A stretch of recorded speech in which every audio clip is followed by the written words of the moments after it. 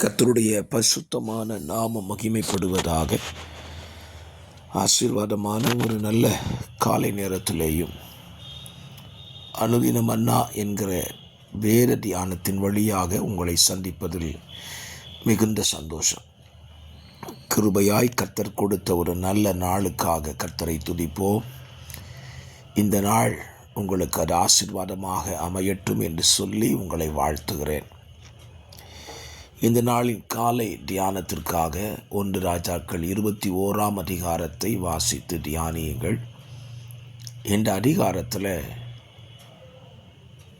இஸ்ரவேலின் ராஜா நாபோதனுடைய திராட்சத் தோட்டத்தை கண்டு அதை தனக்கு கீரை கொள்ளையாக்கும்படி அவனிடத்தில் கேட்கிறான். 2ஆம் வசனத்தில் நாபோத் என் பிதாக்களின் சுதந்திரத்தை உமக்கு கொடாதபடி கர்த்தர் என்னை காப்பாராக என்று சொல்லி பதில் சொல்லுகிறார். இந்த காலை சிந்தைக்காக இந்த அதிகாரத்திலிருந்து 2 வசனங்களையும் எடுத்துக்கொள்ளுகிறேன். 1, திராட்சை தோட்டத்தை கீரை கொள்ளையாக்க வேண்டும் என்கிற ஆவல் ஆகாபுக்கு.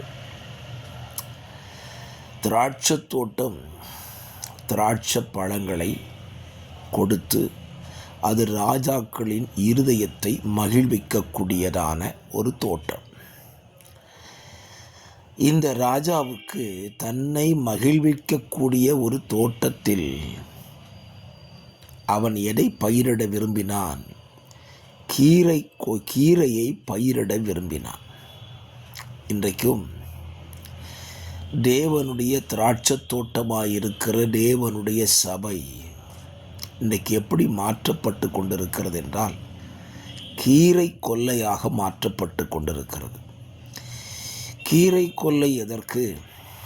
அது கீரையை பயிர் செய்வது, அதை விற்று பணம் சம்பாதிப்பதற்கு கீரை கொல்லை. ஆனால் திராட்சை தோட்டம் என்பது திராட்சை பழ ரசத்தை எடுத்து தன்னை மகிழ்விக்கக்கூடியதான காரியத்தை செய்து கொள்ளலாம். திராட்சை தோட்டம் அநேகரை மகிழ்விக்கும்.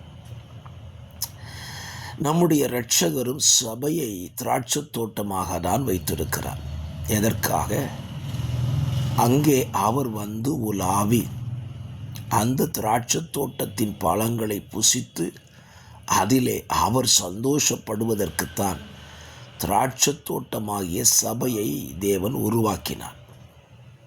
ஆனால் ஜனங்கள் இன்றைக்கு தேவ பிள்ளைகள் ஊழியர்கள் கூட திராட்சை தோட்டத்தை கீரை கொல்லையாய் மாற்றி கொண்டிருக்கிறார்கள். தங்களுடைய லாபத்துக்காக தேவனுடைய சபைகள் மாற்றப்பட்டு கொண்டிருக்கின்றன. தாங்கள் நினைத்ததை சாதிக்க வேண்டும். அதை எங்கே? தேவனுடைய சபையில். தாழ்மையாய் சொல்லுவேன், தேவனுடைய திராட்சை தோட்டத்தை உங்களுக்கு லாபகரமாக மாற்றக்கூடிய கீரை கொல்லையாய் மாற்ற நினைக்காதிருங்கள். நாபோத் தெளிவாய் சொல்லுகிறார், பிதாக்களின் சுதந்திரத்தை உமக்கு கொடாதபடி கர்த்தர் என்னை காப்பாராக. நிச்சயமாக சொல்லுவேன், கர்த்தருடைய சபையை கீரை கொல்லை ஆக்குறதுக்கு யாரும் வித்துறாதீங்க. அது கர்த்தருடைய சபை கர்த்தருடைய சபையாகவே இருக்கட்டும். அதை கீரை கொல்லையாய் மாற்ற விரும்புகிறவர்கள் தேவனால் சண்டிக்கப்படுவார்களாக. அதுக்கு இந்த காலவெளியிலே ஒரு தீர்மானத்தை எடுத்துக்கொள்ளுங்கள். தேவனுடைய திராட்சை தோட்டம், தேவனுடைய தோட்டமாகிய திராட்சை தோட்டம் தேவன் உலாவி அதன் கனிகளை புசித்து சந்தோஷிப்பதற்காக உருவாக்கப்பட்டது. சபையும் அதுக்கு தான். ஆனால் அதை இன்றைக்கு அநேகர் ஆகாபை போல மாற்ற நினைக்கிறார்கள். இந்த நினைவுகள் மாறட்டும். சபை திராட்சை தோட்டமாகவே இருக்கட்டும். கர்த்தர் அப்படியே உங்களை இந்த நாட்களில் நடத்தட்டும் என்று வாழ்த்துகிறேன். ஆமென்.